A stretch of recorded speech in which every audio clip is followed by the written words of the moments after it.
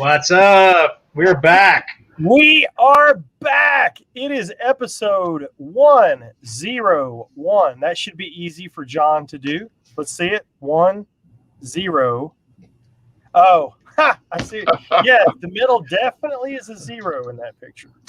Just trying to help you out there, boys. You're doing great. We are back at episode 101. I am Metal Rob, and with me, as always, is the great Carcass John. Yes. And we're always glad to have you, Carcass John. He gone. Oh, well, we're glad to have him when he's here. There he is. You're back. So weird. Anyhow. Well, we are back with 101, and we have also got with us the great and no longer the new kid on the block. Where? Scott Raging Waters. Yep. Raging today. We are raging today. That's you. Well, we've got a few things to talk about. First of all, I have a Metalhead box. If you'd like to see the contents of that, I'll show you. It just came in yesterday or the day before. And we've got a couple of recent deaths to talk about. And then we are going to get into our main subject, which is going to be the band W.A.S.P. today. So we will get to that in a few minutes.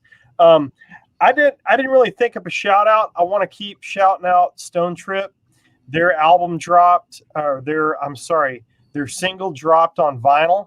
If you don't have it, go over to Golden Robot Records and see if you can grab one. I know that there were some limited edition ones, limited to 50 to start out the run. And I can't remember if those were just autographed, the first 50, or what the deal was. But anyway, go check that out, goldenrobotrecords.com. And if you won the Stone Trip koozie and sticker or hat last week, guess what? They're still sitting on my desk. So I'll get those out ASAP. And that's about the shout out. I think that's what I've got for now. What about you, Carcass? Man, I really got nothing. I'm still basking in the 100th episode. It's pretty outstanding that just on a whim we can all of a sudden we're talking about 100, and we've got support out there for us to get to the 500th, 1000th, and I was listening to Joe Rogan the other day, and that guy just started off kind of like we did. It's just all of a sudden now he's like the master of podcasts and has thousands of episodes. But anyway, it's pretty cool. So shout out to all the listeners out there and all the people that want to participate and hang out with us for just a little bit. And especially the guys that are first in line: Terry Sullivan, Donnell, Richie, Potato Fry. Here they come. It's like you open the gates and it's like the Who in Cincinnati at Riverfront Stadium or something. They're just like a mad stampede. I recall seeing Bachman Turner Overdrive when I was a kid at the Exarban, which is Nebraska spelled backwards, Coliseum in Omaha. And they, as soon as someone said, yeah, they're about ready to play, they just stopped taking tickets. It was a general admission show, which I think was always it's kind of like the early version of the Wall of Death. And I just remember pushing the doors off hinges and glass breaking and people running to the front. It was just wild. So that's what it feels like when we start the show. It's all of a sudden that list just fills up. Yep. On the other side. So shout out to those that love it, that still hang out with us and want to support the show, and we'll hopefully get better and better as we go. But 100 episodes, man, I kind of dig it. I'm all right with that. So before Scott, I'm going to get you to do your shout out here in just a second. But Mel Carruth posted "Knee Deep in the Hoopla," and I want to tell you what he's referring to in a minute. But Scott, tell us your shout out, brother. I want to shout out to Pulverizer. I checked out this band on Bandcamp. Bought their 7-inch, and these guys know how to put a package together, man. This is their 7-inch, which obviously you can see has a hype sticker on it. Comes with a stitched patch. Nice. Great music too, obviously. I mean, it's not just packaging, but has a little card in it, which they've personally autographed. And then the record itself is inside a sleeve, inside the very nicely done cover. Nice. What's up, Tony? How are you, brother? But this is just great classic heavy metal, pushing towards speed metal, Manowar on steroids kind of stuff. Yeah, I was impressed. So I thought I'd give them a little shout out because I like when a band does it right and puts out a quality product like this on their own. And that's definitely what they did here. So Pulverizer, awesome. U.S. heavy metal band. You had me stop down at Manowar on steroids, and I keep thinking of those chaps that those dudes wear without a backside on them and those sweaty bodies. So anyway, sorry about that. That's awesome. We as you said, Carcass, we have been joined by Potato Fry, Kevin Smith. Hello, gents. We have been joined by a new subscriber, Kid Johnny C. Yeah, welcome boy. to the show. Thank you for checking us out. He says, first time tuning in, a new subscriber. I saw W.A.S.P, and that was that.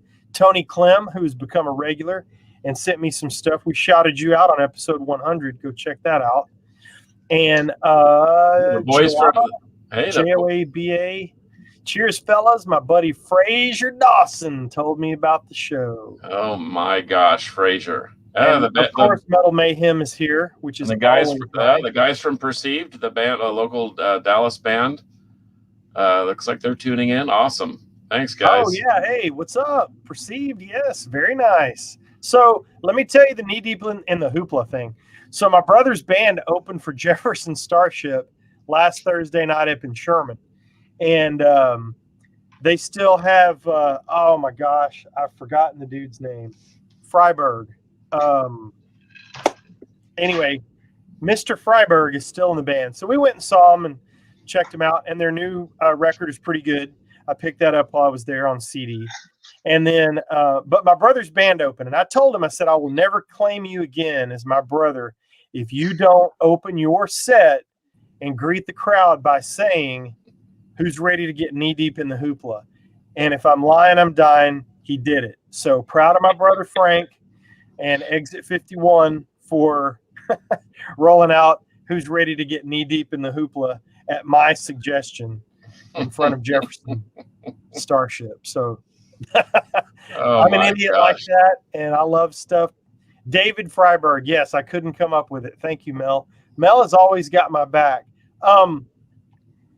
Before we get to the crux of the show and the recent deaths, do y'all want to see real quickly what's in the newest Metalhead box? Yes. Go for it. Do it. I'll be really, really quick. Really quick. Latest Metalhead box. Master Hat. Master Hat. Dig it. Yeah, well, guess what? I have two of them. So. Oh, well, I don't have one. So you're welcome. Yes. Ice War CD. I don't know. I'll be checking these out. This is why I love the Metalhead box, because you get music that you don't know about. Can't wait to check that out. I got the first Ice War album, and it's really good. Antioch. Antioch, I think. Yeah, Antioch. Anyway, so don't know anything about either one of those, but I will be checking those out. You guys will love this. Mad Butcher. Oh, wow. And then John Kevill of Warbringer. Autograph picture. How about that? Oh, that's cool. Hey, they're on tour with a huge tour over with Artillery and can't remember who else over in Europe. I hope they bring that package here. And a shirt from, you guys help me out, Final Command. Anybody? High Command. High Command. I don't know about those guys. So now you're going to have to find out about them so that you can wear the shirt. Yeah, and you know, that's damn straight the truth. I won't wear it until I at least listen to the band. I won't do it. So anyway, in my other Metalhead box, I got duplicates for some reason. I need to email them and find out why. It was exactly the same, except I got, I know the suspense is killing you, isn't it? Oh, Antioch CD, Aphrodite. Oh. Yeah. So, Orgasmic Glory. All right. So That's the way you roll, Rob. I know all about That's that. McGlory. Well, at least it doesn't have hole on the end of that. yeah, I'm not David Ellefson. Oh man, that was Ouch. cheap Sorry. shot. I mean, come on, man. If you're gonna tee the ball up, I'm gonna hit it. Okay. Hey, speaking of teeing the ball up, did anybody listen to that Exarsis CD? And what do you think? I'm going to tell you the truth, and this is not a brag. I have been so freaking covered up in mastering. I haven't listened to anything. I'm so behind on my listening to-do list. So I have not, and I'm being honest. What about you, Scott? Yep, Yep. I have. And Great thrash metal. Vocals reminds me of the singer from 3 Inches of Blood. a little bit. Yep. Which Cool. is another. All Which right. I love them too. So I love both bands. So yep, great band. Cool. I will be checking into that, obviously. So now we're going to talk about a couple of recent deaths. And I'm going to go to Scott for the first one with the guys from Cinderella. And then I'm going to go to the Carcass with the guy from Kansas. So, Scott, here, first of all, who knows what this is? It's one of those carnival mirrors or carnival things. Yep. Carnival glass. You Yep. mentioned when we talked about doing W.A.S.P today, I'll show that one later. I realized that I had one, and when I went to get it out of the cabinet, I had forgotten that I had a Cinderella one. So, Scott, take us away with the Jeff LaBar and the Cinderella, the keyboard player. Well, Jeff LaBar, yeah, he was the guitar player in Cinderella. Not the original guitar player, but the guitar player who played on all 4 of their albums and all their live albums as well. And he's, 58 years old. Nobody knows what happened. All we know is he is now gone, died on July 14th. So I went ahead and pulled out a few. I did get to meet him once. Not that it was a super personal experience, but he was a nice guy. So I pulled out a couple of things to show. But here's my Long Cold Winter CD signed by Jeff and bass player Eric Brittingham. Yeah, that's cool. And then I also have the Still Climbing in the purple case, also signed. Yes. I won backstage passes to meet them and Dokken and Poison and Slaughter. By answering the question, what band was Danish Drum in before Slaughter? Wait. That was the question I answered and won on the radio station for the backstage passes. What band was Danish Drum in before he was in Rated Slaughter? X? Nope. Vinnie Vincent Invasion. Vinnie Vincent Invasion. That's correct. Oh, okay. Well, I was going to say he was in Rated X and Excursion and anyway. Yep.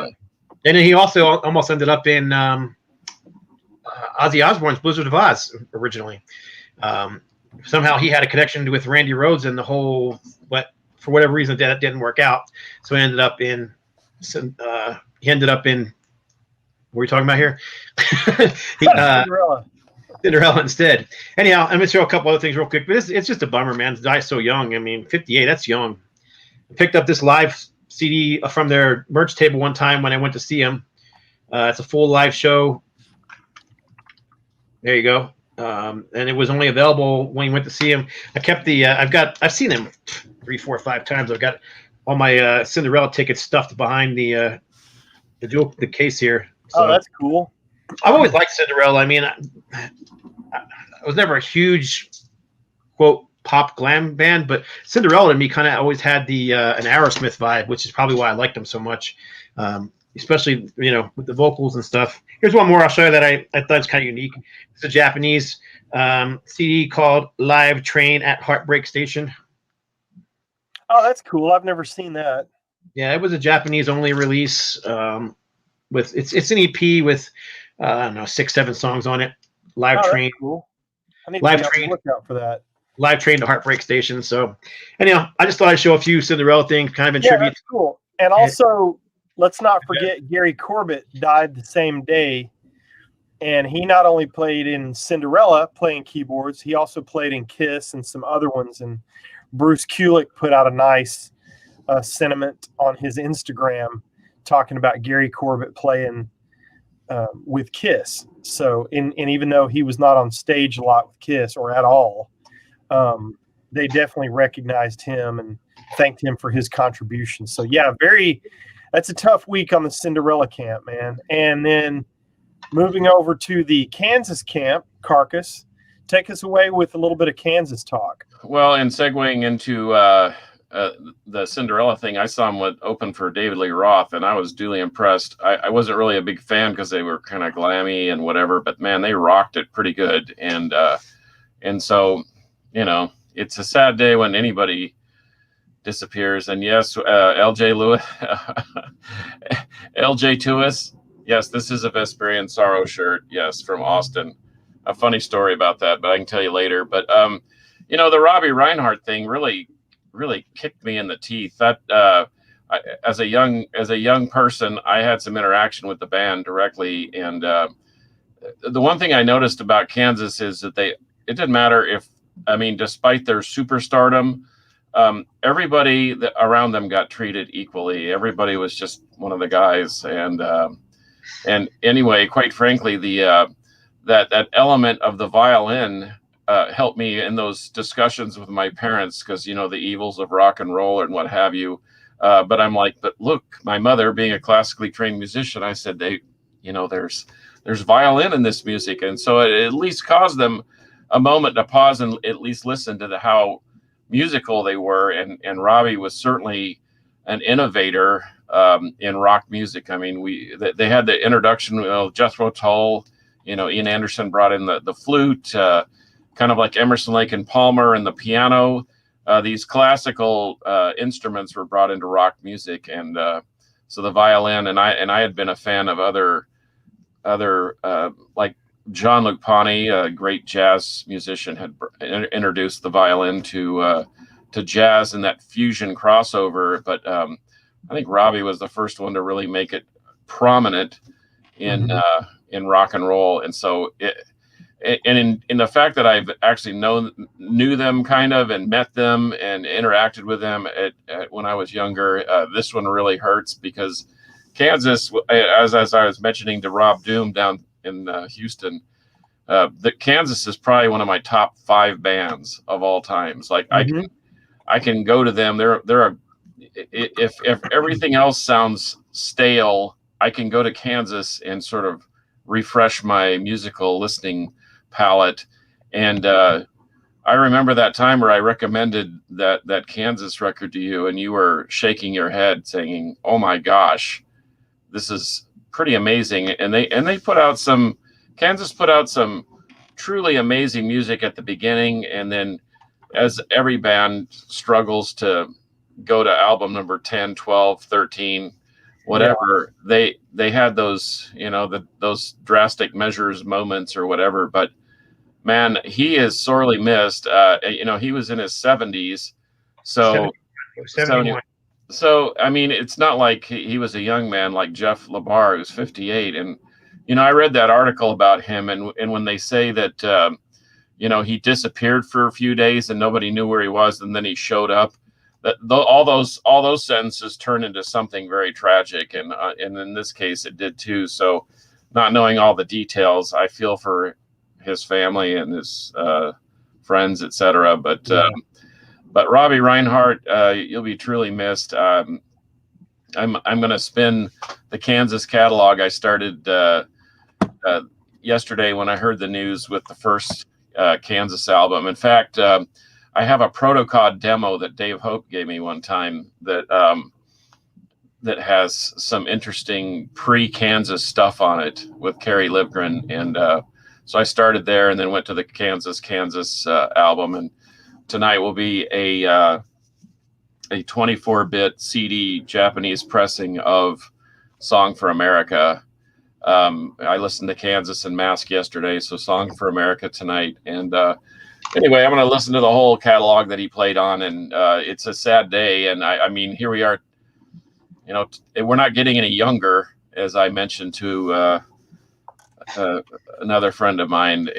But the reality is we don't live forever. And unfortunately, some of us go before our time, and some of us live forever or nearly forever. But anyway, wasn't it King Solomon who said, "Let the living know they will die"? Yeah, exactly. Yep. And so But I don't know anybody that I think anybody that's truly musical. And Donnell said something really, really cool. He said Kansas is food for the soul, and I couldn't agree more. That there's something very.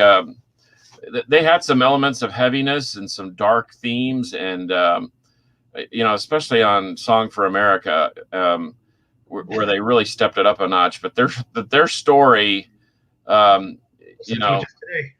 Yeah, miracles out of nowhere. So you need to watch that documentary because it's really, truly it's fantastic. It's fantastic, and when you see that rollerball shirt from Dave Hope, you know where he got it. I literally took it off my back and gave it to him. And do not overlook the last two Kansas albums because they are amazing. And if you think you're going to miss Steve Walsh, well, of course you will. He's the voice. But the new guy who Ronnie Platt I can't remember his name. Ronnie Platt is amazing. Oh my gosh, the recordings are fantastic, top-notch production, great albums. So and to that point, just one last thing: if you want to hear Ronnie Platt really laying it down in his early days, Shooting Star was the band he was in before. You should really check those out. Hang On for Your Life Tonight was their semi-hit, but check out Shooting Star, the early Ronnie Platt days. But yeah, the last two, Kansas did no disappointing on at least on this side of the aisle. But right on. Anyway, cool. Now I can put up because I don't know anything about W.A.S.P. other than I got their first two albums and then I never bought another one again. Well, that's okay. We're going to take good care of you today. So before we get into W.A.S.P., which will be here in just a second, I want to clean up some comments here. So Donnell says, Paul of Master is an old friend.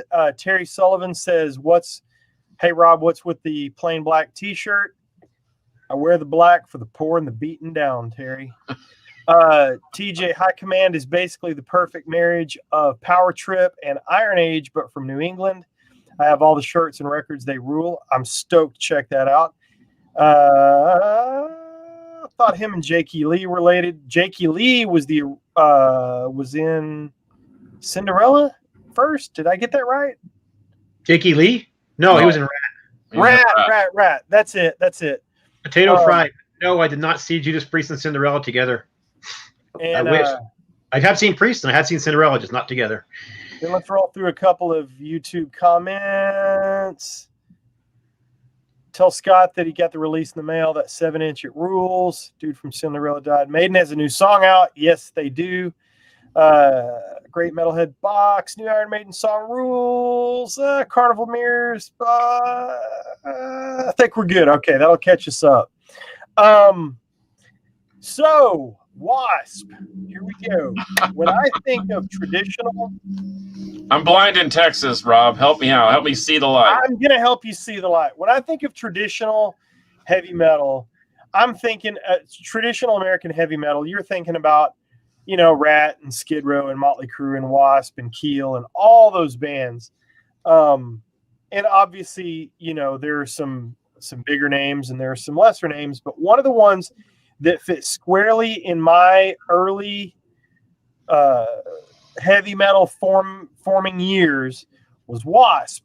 And the album that did it for me, and I have the reissue here, this thing to me still just slays. I love this album.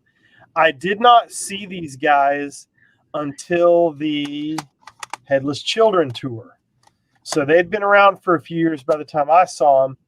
But this album, I remember having this on cassette, and it was one of those clear cassettes and literally wearing the labels off of the tape because I played it so much. But I always thought Animal was kind of goofy and funny.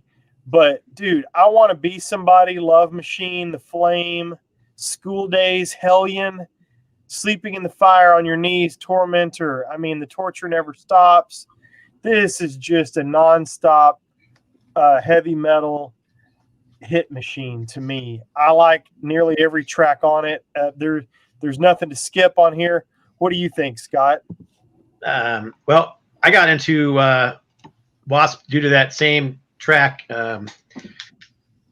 Beast. We'll just keep Animal. it that. Animal. Animal. Yep. Yeah, because I mean, I was a kid, a teenager, and what kid doesn't hear something like that and get, totally get off on something like that? But Right. I got heavily into W.A.S.P to the point where I started looking into, other things about them. Come to find out that Blackie Gooseman was also in the New York Dolls for a spell. Didn't record with them, but toured with them for quite a bit. And then when the Dolls split up, he formed a new band called the Killer Kane Band with Arthur Kane from the New York Dolls, and they released this single. This is a repressing. I don't have I wish I had an original pressing of that. Good luck finding one. But this is a repressing from a few years ago. And this is like a 3-song demo, I believe it was, or 3-song EP that came out on vinyl. Mr. Cool, Long-Haired Woman, and Don't Need You. And you can see Blackie Gooseman on the back here on guitar and lead vocals. Nice. And they actually have this little cool picture of the band too. You can see Blackie looking like Blackie there. Oh yeah, he sure did. The song "Mr. Cool" was later re-recorded by W.A.S.P, and the lyrics and name changed to "Cries in the Night," which is one of their more popular songs. But that's Mr. Cool from the Killer Kane Band, which I didn't know until many years after, of course. Yeah, that's awesome. That's great info. I didn't know any of that. Yeah, and New York Dolls. This reissue is on what's the name of the record? I'll tell you the name of the company if you want to see. If you look it up and find it, Hozak Records, and they do sell stuff off their website. So, but this is less W.A.S.P, more New York Dolls glam punk kind of mix. So it's kind of interesting hearing the same song played in a slightly different style, but it's an obviously recognizable song, especially if you're a W.A.S.P fan. You're going to hear this and you're like, oh, I know that song. It's also on YouTube if you want to check it out. Yeah. So anyhow, yeah, but like you, that Animal was the song that got me into W.A.S.P, and then I kind of just stayed into him after that. I've seen him live several times, mostly in clubs. I've never seen him like opening for any other big bands. My favorite time was seeing him when it was them and Lizzie Borden together. Man, what a pairing that was. Oh, wow. Lizzie Borden were outstanding. And as much as I love W.A.S.P, and I've seen them live, and they always put on a good show, Lizzie stole the show that night. But still, W.A.S.P were great, too. Well, and the theatrics between those two would have just been fantastic, And, oh, yeah. Lizzie was doing where he was like, he'd do this, and all of a sudden his face changed. Yeah, no, it's awesome. Yeah, really weird stuff. So... anyhow, then we roll into the second album, Last Command, and I remember buying this as soon as it came out, again on cassette, playing it on the school bus, like so many of the things that I did played back in the day on my boombox, riding around on the school bus. But excuse me, the one here, the song that I love off this album, and I like a lot of the songs on here, Wild Child. I could listen to Wild Child over and over and over.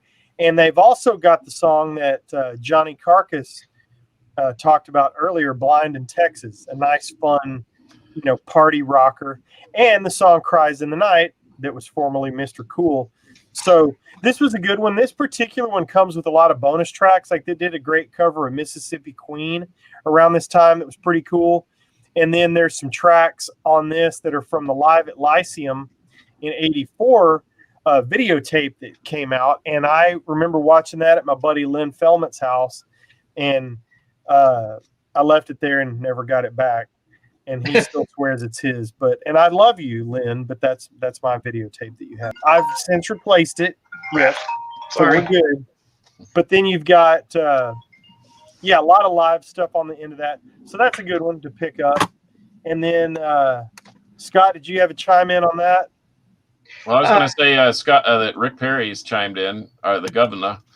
Rick Perry from Iron Jaw, Gamma Side, War Beast, Puncture, Warlock, blah, blah, blah. W.A.S.P, I'll send him the link. Yeah, he should chime in because let him do it. Wild Child, he says, is a great, he saw him on their first tour, and Wild Child is a great tune, he says. And, our new subscriber, Kid Johnny C., has got some good commentary, too. But anyway, send him the link. I'm gonna send Rick the link right now. Because here's where I steer off the road. You guys have been, I mean, those first two albums are untouchable in my opinion. If I'm lumping the catalog of W.A.S.P together, I'll just stick with the two. But I know that I need to get caught up because even the poser of all people down in Houston has enlightened me to some of the later W.A.S.P stuff. Their last three albums have been stellar. I mean, just fantastic stuff. But I grabbed a couple 7-inch singles to show real quick. Here's the I Don't Need No Doctor. Oh, that's a good song too. Yeah, which came out, well, was that the first or second? I always mix them up. But this is the they call it the extremely red vinyl blood pack. It's just red vinyl. I don't know why what's so stupid. No, it's extremely red. It's extremely red. Here, I'll show you how red it is. That's extremely red. I can't believe how red that is. It is extremely red. Yes, it is. So yeah, I thought that was. I just grabbed a couple cool things to show. Oh, sorry. Go ahead. That's all right. I got a couple more. I got a couple of other things I'll show later down the road too. But here's the Mean Man 7-inch. Yep, I got that one coming up. So then they roll out with Inside the Electric Circus. And there it is. It was pretty cool. And they also had the accompanying live album, Live in the Raw, also very cool.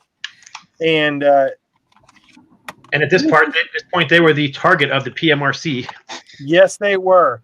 And Inside the Electric Circus is good. They covered I Don't Need No Doctor, 9-5 Nasty. I thought this album was good. I didn't think the album was great.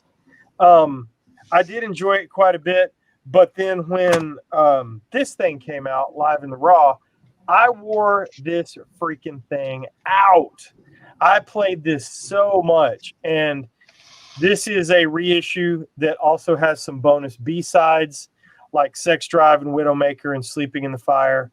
And there's some really cool stuff on here too. But, you know, live albums are always pretty cool to me. But then I finally saw them in concert. And I have a funny little story about this. So I saw them over in, I think, at the State Fair Coliseum. It was W.A.S.P, Metal Church, and Accept. And Frankie Benally's playing drums, Johnny Rod's on bass, and we're all pushing up on the barricade, and the barricade breaks. And I'm in the front, and we fall forward into the stage, and I'm getting choked. And people are just piled on top of me, and the security guard looks at me, and he's giving me this, like, are you choking? And all I could do is kind of go, yeah. And so he runs over. And I mean, this was like a fire plug, man. This dude was just as stout as he could be. And he just plucks me out of the crowd, stands me on stage, and I walk between Blackie across the stage to the left of the drum riser, me facing the drum riser, walking across the stage, and Johnny Rod takes a few steps back and gives me a big old swatted high five as I'm walking off the side of the stage. And so then I went and sat in the stands and talked to a girl for the rest of the show. It didn't work. Right on. The hairdresser from Allen. I remember that. But yeah, that was it. That's my W.A.S.P story. And I haven't seen them live since then.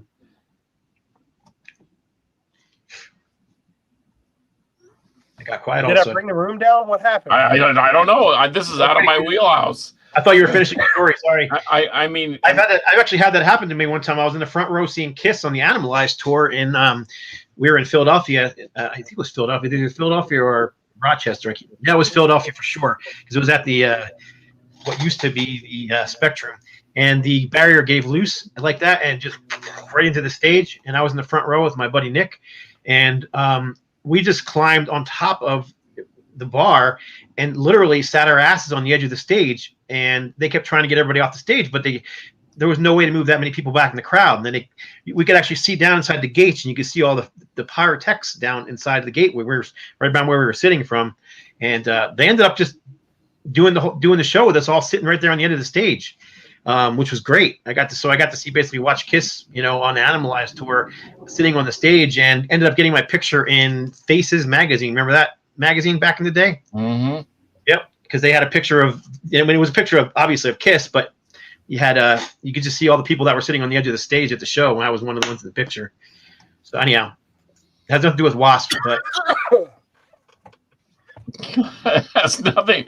And we lost Rob. I We think need someone to pluck him out of the crowd and walk him back and give him a high five. There he is. So next album from W.A.S.P was I'm trying not to die. Headless Children, correct? Don't do that. We just had our 100th episode, man.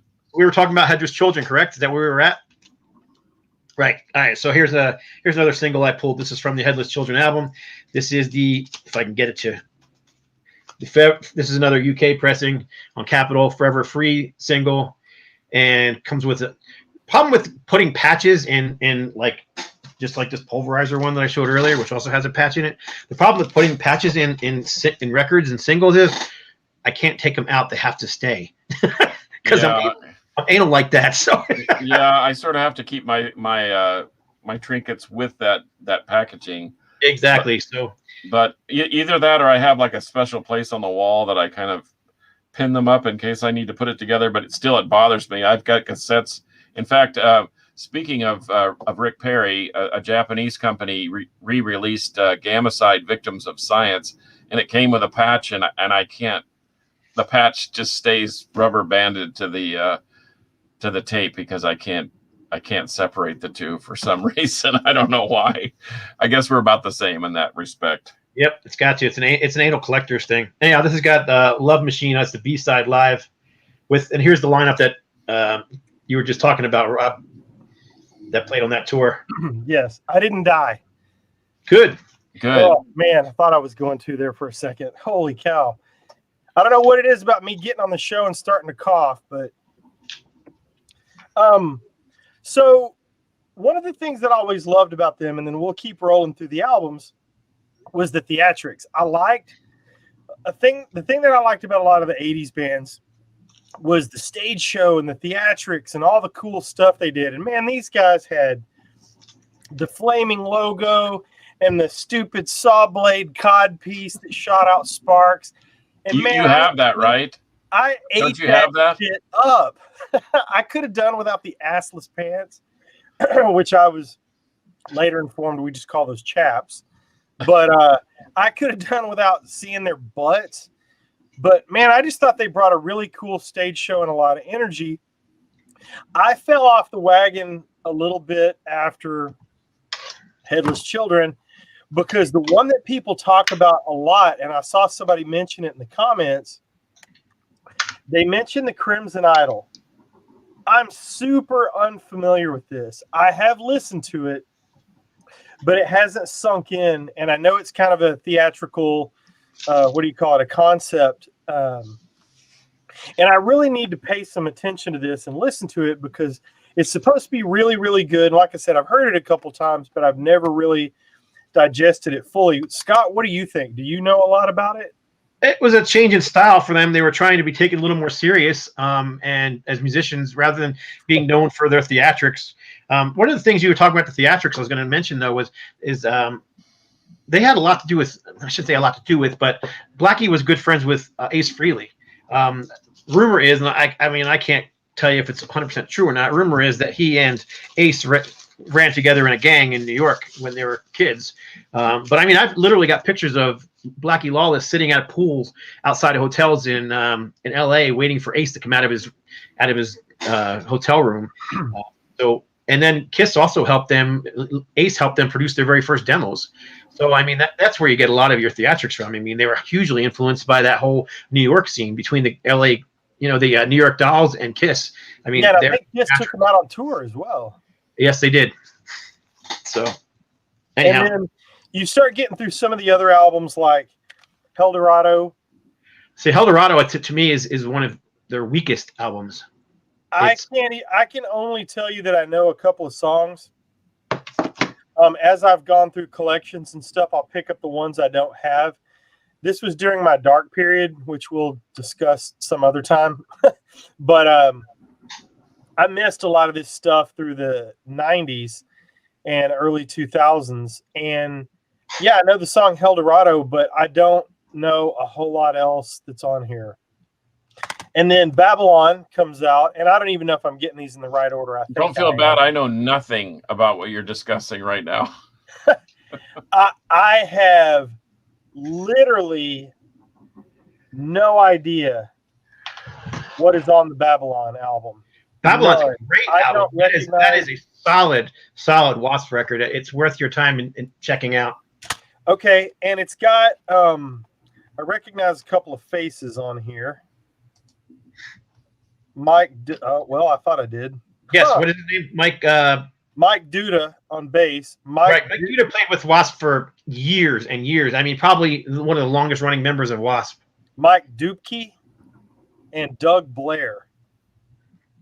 Well, W.A.S.P is pretty much Blackie, but I didn't realize that. So I'll dig in. So you're saying this is a good one? That's a very good one. Yep. I'll dig on that. Then you get Dominator, which I think starts out very solid with Mercy, Long, Long Way to Go, Take Me Up. This is a good record to me. So, Scott, if you haven't dug into Dominator, I think you should dig into Dominator because it goes back to more of a classic W.A.S.P, raw, just heavy metal. Yep, I got it. And then we get into, and I have no idea, once again, that's what we need you guys watching for. W.A.S.P, The Neon God, Part 1, The Rise. The Neon God, Part 2, The Demise. Yeah, I've got the both, and I think they're really good as well. I mean, they are definitely storytelling albums, so the story is as important as the music. But I really enjoy both of them. Okay, I'll check into that, and then the last thing that I know that they put out was Golgotha. And that album's freaking awesome. I think it's great as well. They've got a little bit of Christian theme going on here. I think Blackie found God somewhere along the way. But Scream is a classic W.A.S.P song. Shotgun is great. My very favorite song on here is track 2, Last Runaway. And it is just good time, old school W.A.S.P. And so I like this album a lot. I was very surprised by this when I heard it. But yeah, it's good. Came out, gosh, it's been a few years now, 2015. And I don't even know if they've done anything since then. And that's kind of a surface level W.A.S.P talk there. That's the last album that they put out, but you skipped a bunch of records too. There was Still Not Black Enough from 1996. Oh, yeah. Which is a very, very different sounding W.A.S.P. Yeah. It's okay. It's just very different. If you're expecting, Meat Man and I want to, I don't need your doctor or Animal, you're not going to get it because that's not what that album is about at all. But then the next album is even more bizarre for them, which is KFD, which is almost kind of has an industrial edge. I mean, it was the 1997 or 1998 or something like that when that album came out, and that album was it was definitely them trying to fit into and maybe gain new fans in an era when heavy metal was kind of a dirty word. So they were kind of trying something a little different. I mean, even their look was different. They were going for this kind of dark, almost Alice Cooperish look. So yeah, that's never been one of my favorites, but it's okay. It's just I really think when they came back with Unholy Terror, which was what 2001, somewhere in that area, that album was a return to form for them, and I think everything they've pretty much released since then, which was now 21 years, everything they've released has been pretty good or fantastic. What was the other one that we're missing? Dying for the World. Yeah. Yep. That was solid. You showed the Neon Gods, you showed Babylon and Golgotha. So I think we caught all the main stuff. There was a few, live albums thrown in and out of there and some EPs and whatnot. But I think Carcass is pulling a magic show on us. He can make himself disappear. It's awesome. A couple more cool little Wasp things I thought I'd show. And he's one of those shaped picture discs. Oh yeah, I've seen that. That's awesome. And I got one more of those here. The Mean Machine shaped picture disc. That's cool. So yeah, I just grabbed a couple cool things to show. So a couple other little Wasp things that I want to talk about. First of all, if you haven't seen the Chris Holmes documentary, check it out. And I've seen people bag on, oh, this guy can't sing. He shouldn't be doing music. Man, watch a documentary. The dude is doing music because he loves doing music. He's happy. He's having a great time.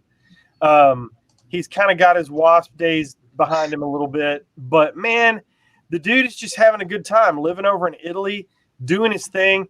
And so I was afraid that he was really kind of an old, messed up dude that never got his wheels back on, after the heyday. But he's doing exactly what he wants to do, seems happy. And I left the documentary feeling pretty stinking good. And another thing that I've found over the years, if you want a W.A.S.P album, like the old W.A.S.P, something that sounds really cool. And Scott, I don't know if you know about this or not. Animal. Go pick up Randy Piper's Animal. Yep. This thing is freaking great. If you updated W.A.S.P, if you took the sound, the meat and potatoes, the hooks, the choruses, even the vocals, he even freaking sounds like Blackie. But if you took this and updated it with some modern production, a little bigger sound, you get this. It came out in 2008 on Locomotive Records. I don't think it's too hard to find, but it's Randy Piper's Animal.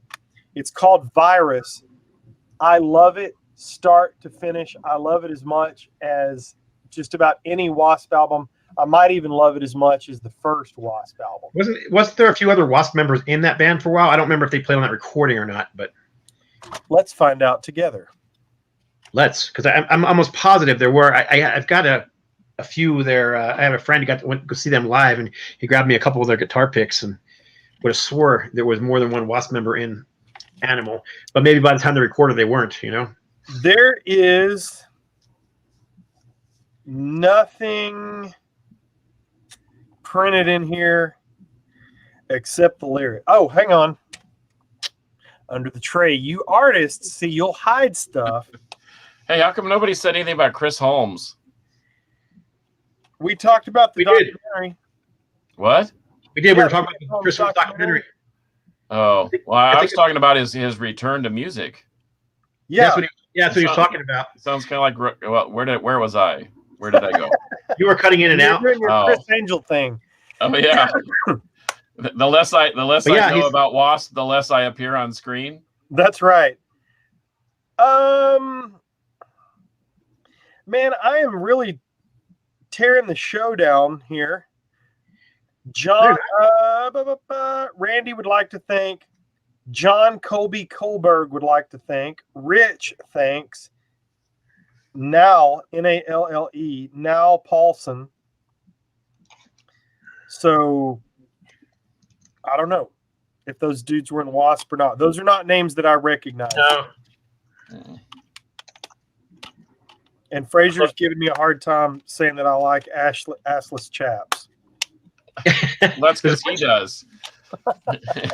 There's a bunch of comments if you want to read through some. I'm looking up real quick to see if I can find anything about that, about Animal. Rick messaged me back. He will join us another time. Thank you for popping on, Rick. You are the man. And if you haven't checked out the Iron Jaw album, Chain of Command. Oh, that album is so freaking awesome. Get your and by the way, anybody that's in the DFW area on August 6th at Division Brewery and Growl Records, I did a poster. And Iron Jaw is opening for The Obsessed and The Skull. And I think Smoky Mirror is on there too. But the Iron Jaw, close up and impersonal in a record store, man, it's going to rip. Yeah, it's going to be awesome. If I could swing it, I'd be there. Come on, Scott. Road trip. I'm going to rip through some of these comments. TJ Lewis says W.A.S.P. Last Command is a banger. Lawless has my favorite voice from those 80s hair bands. So raw and his So wait. applause is so Are badass. is W.A.S.P a hair band? Is they a hair? Are they a hair metal band? Man, They had the hair. term just really, yeah. I mean, I don't Because know because you're gonna throw them in with White Lion. I mean, I don't know. they wear as much makeup as White Lion. That's true. Wild Child is a great tune. Rick Perry says. Like So did Twisted Sister. Twisted Sister wore more makeup than the first two. Ah, here you go. Chris Holmes was played guitar in Animal for a year in 2003. Ah, okay. Alvaro says the W.A.S.P debut is perfect, but The Last Command is not as good. Headless Children is awesome, and Crimson Idol also. Okay, so there's somebody else telling me I need to get my shit together and listen to the Crimson Idol. That story rules. I'm just glad I didn't die. And Donnell, and you got a free steak at a W.A.S.P show. That guy rules. Oh my gosh. Where else do you get to get free barbecue? Oh, and Rick Perry says their show's going to be outdoors. Okay. Yeah, I am stoked about that because I've never seen The Obsessed. I've never seen The Skull, and I've seen Iron Jaw a couple times, but I'm always down. I would love to see Iron Jaw. I love that CD. Let me hit the YouTube comments real quick, and then Assless Chaps. Yeah, Fraser. Okay, Kid Johnny C. Eldorado is usually at the bottom of the pile for me that I reach for when it comes to W.A.S.P. He says Still Not Black Enough was a great album. Good follow-up to Crimson Idol. Babylon was what got me back into the band. Discuss Chris Holmes in the pool. Okay. I thought about that too. I did too. So pretty, in the Decline of Western Civilization, Part 2, the Metal Years, there's this famous scene where Chris is in the pool drinking vodka or water, depending on who you believe. He references it in the documentary, and for the life of me, I can't remember what he said, so I won't spoil it even if I remembered. Go check out the documentary, but he talks about that scene. Hey, that documentary has a Texas connection, too. What is it? I think he was guzzling vodka. Yeah, I do, too. But so what's the tech? Rigor Mortis was in there, weren't they? Yes. Rigor Mortis for the win, Scott. Oh, and Potato Fry throws out, let's not forget Tony Richards, the original drummer. Check it out. I just got this the other day. I showed Carcass by Mal, but the Rigor Mortis trading card. Whoa. Hold on. I'm on a different tab. Let me see. There you go. Rigor Mortis. Oh, yeah, I have a whole set of those. Yeah. Yeah, but I just wanted this particular one. I have some other ones. I didn't have this one, but I wanted this one in case something happens that we're hoping will happen in the near future.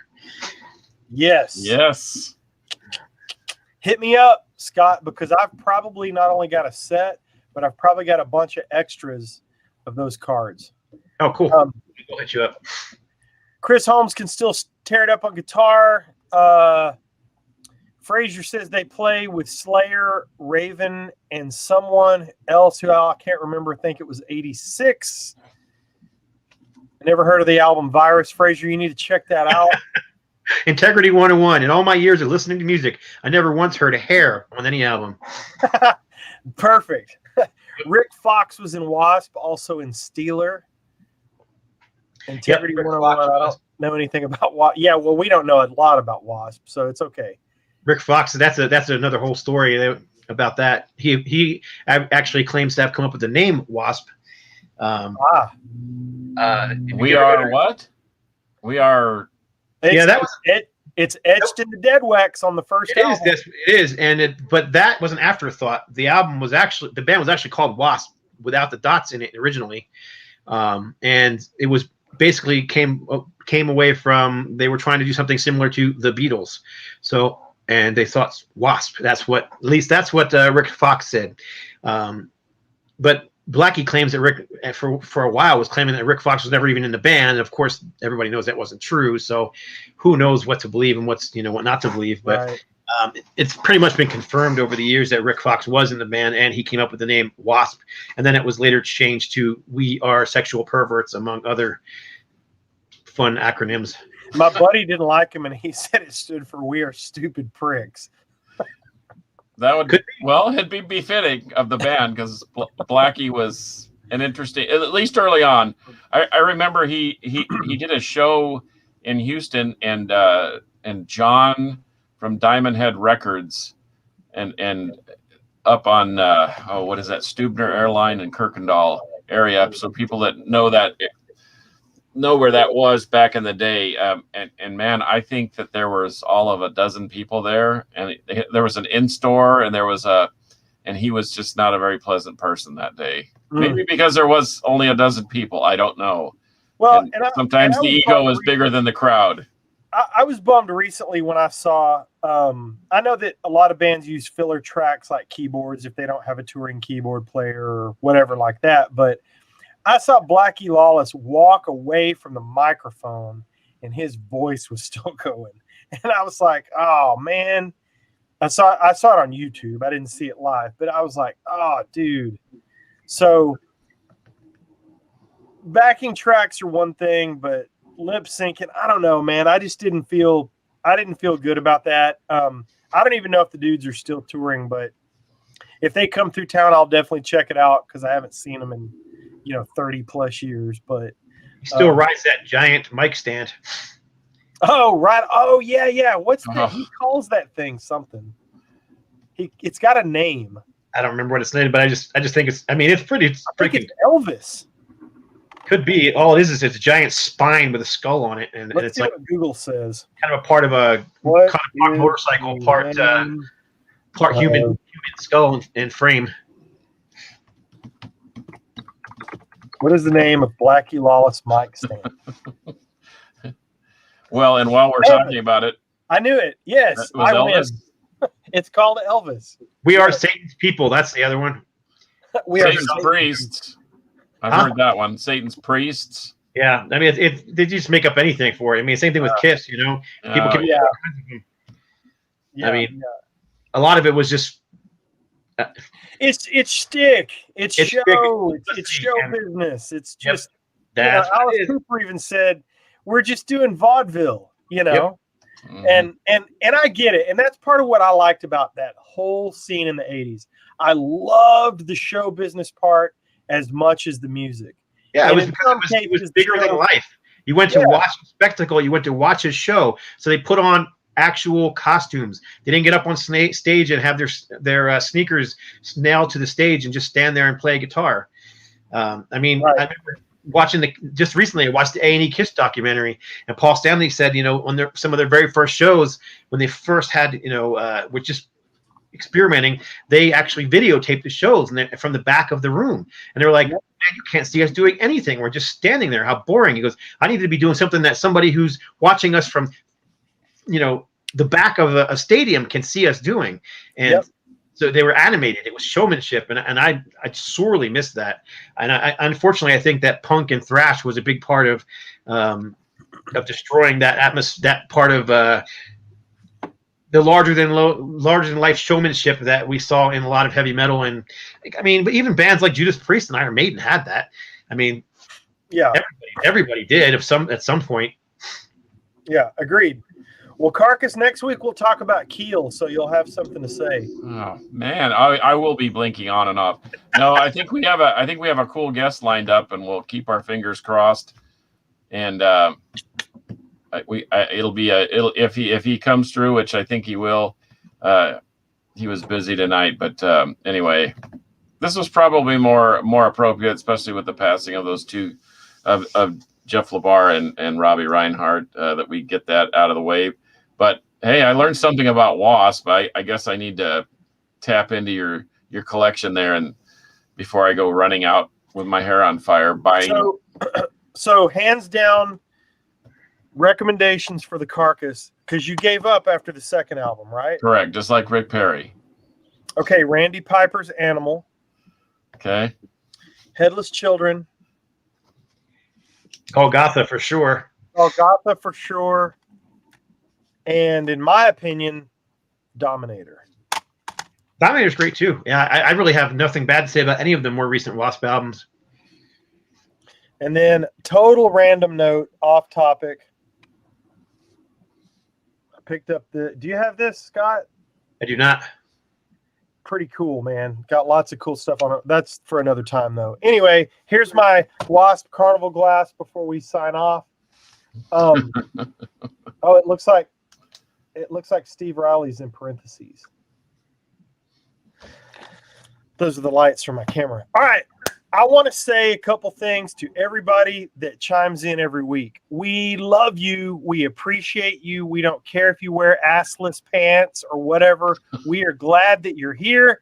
And thank you so much for checking us out. Frazier, thanks for turning us on, turning your buddy on to us and getting him in here. Thank you for all the chit chat on the messaging. We'll try to keep up with that. And I'm working with a guy at work to figure out how we can not only have this on YouTube, and Monkey Butt will be like, duh, why haven't you been doing this? I've been telling you. We're going to try to throw this out as a podcast as well to take the audio so that you can listen to us and you don't have to look at our dumbasses. So, yeah, that's Monkey Butt saying duh. Especially if you're wearing chaps. Yeah. You'll not. Boom. Before we go, Forebode is playing Division Yes. Brewing on September 18th. Which is basically the same thing as Growl Records and Division. They have an inside-outside scenario, and the outside thing is pretty cool. And so, hey, 2 days before my birthday, so it happens again. Remember last year on my birthday? Yes. Yes. I, yes, I do. I sure do. That was fun times. I can't say that I've got tickets to go see the Testament tour coming up here in Albuquerque, which is nice. Yes. Rob Caldwell, my brother from Ultimatum, hooked me up with some tickets. He and I last week did a video. Iron Maiden. I'm Rob Caldwell. Sorry, Rob Whitlock from Ultimatum. He hooked me up with tickets, and he and I last week did a video, Iron Maiden versus Judas Priest, pound for pound, which is on YouTube too. Yeah, check that out. Scott and I, Carcass and I will be sitting side by side at our nice table at the Bay. What is it? The Bay. What's it called? The Bay Returns or something. Whatever. Bay Area Thrash Returns or Something like that. Yeah, we're going to that Testament, Exodus. Anyway, Bay Strikes Back tour. That's it. The Bay Strikes Back. Yep. All right. Back tour. I wish they would add violence. I wish they would add violence to that bill. Maybe we'll get lucky. Who knows? Oh man. Or Heathen. Have you got a minute?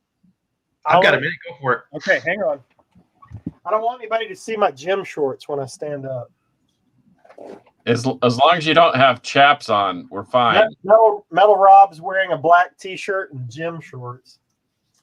All right, y'all vamp for just a second.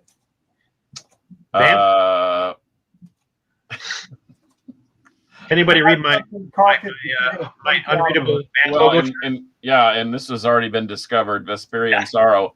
I wore this when I went to Vakken because I thought I'll wear something that nobody will know. And I had people from across the street screaming at me, Vesperian Sorrow! And they knew who they were because they had just toured. Uh-oh, here he comes. Eternal Nightmare, fully autographed. I am going to beat you up in the parking lot and take it. There it is. That's cool. Harry Strickland. Yeah. Where'd you get that? We'll talk about that later. Oh, boy. Here we go. Yeah. I'll show you one. Before I know that we've completely lost momentum, but I'm going to show you one more thing, and then I promise we'll sign off and quit beating you down with records. Well, I've got 2 7-inch Violence records upstairs from their demo days and fully autographed. I'm challenging you to see if you have this. You know what? I have a bootleg of that. I bought that as a new release when it came out because they were a local band. I would absolutely, if I knew you had that when I was living at your house, I would have killed you and taken it. This is the real deal, kids. Yep, Armed and Dangerous, 7-inch. that was the introduction to the world. But yeah, I have a copy, but it's a bootleg. Soldiers of Metal and Howling Furies. Yep. All right, boys. Well, I'll have some other fun archives out of these things that I've recently acquired to show you. Oh, before I tear up the sleeve here. Anyway, that is W.A.S.P Talk for episode 101. I want to let you know you can follow me on Instagram at I am Metal Rob. You can follow Carcass on Instagram at Carcass John Art, and go to YouTube and find Scott Waters. Just search up Scott Waters and go check out all his 10,000 plus subscribers, and y'all can have a big buttless pant party or whatever y'all do over there. I'm just teasing. I have a feeling that doesn't happen, but okay, that sounded funny. Can't say I've ever had a big buttless cat party, but yeah, you can go to themetalroundtable.com, and also don't forget to check out the Metal Rob Show every Friday from 5 to 6 p.m. only on Deep Dallas Radio. So far, only on there. That's it. You boys got any parting shots? No, sir. It was a fun discussion. Thanks everybody for watching and commenting. I learned something. It was like going to school. I'm metal going school. W.A.S.P Talk straight to Kansas listening. Yeah, So well, that's what I'm going to do. I was playing this right before the show. Oh, man, I love that record. Me too.